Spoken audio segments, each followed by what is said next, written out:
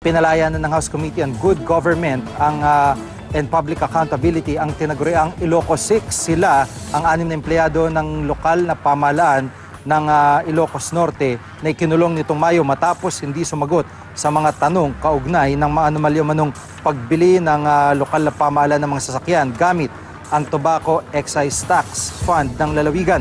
Sa pagdinig ng komite, inamin ng mga opisyal na pirma nga nila ang nakalagay sa ilang dokumento kaugnay sa pagbili ng mga sasakyan.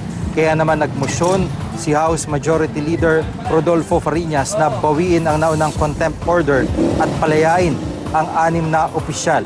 Sa kauna-unang pagkakataon din, dumalo sa pagdinig si Ilocos Norte Governor Amy Marcos kasama ng gobernadora ngayong araw si dating Senador Juan Ponce Enrile.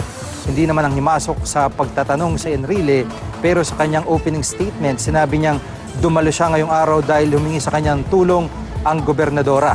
Ginit ni Marcos na walang anomalyang nangyari sa transaksyon, partikular sa pagbili ng mga minicab, bus at mini-truck gamit ang mahigit 66 na milyong pisong pondo mula sa Tobacco Excise Tax.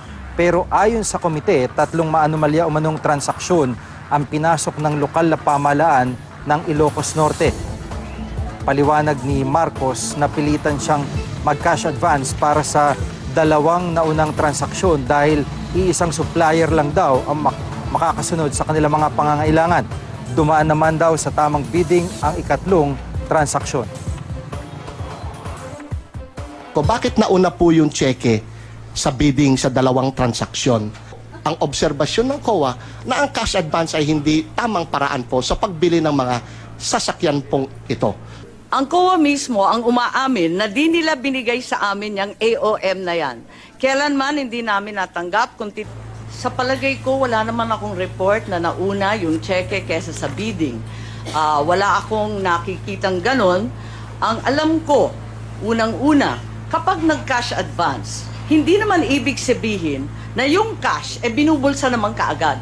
Cash advance is a recognized mode of payment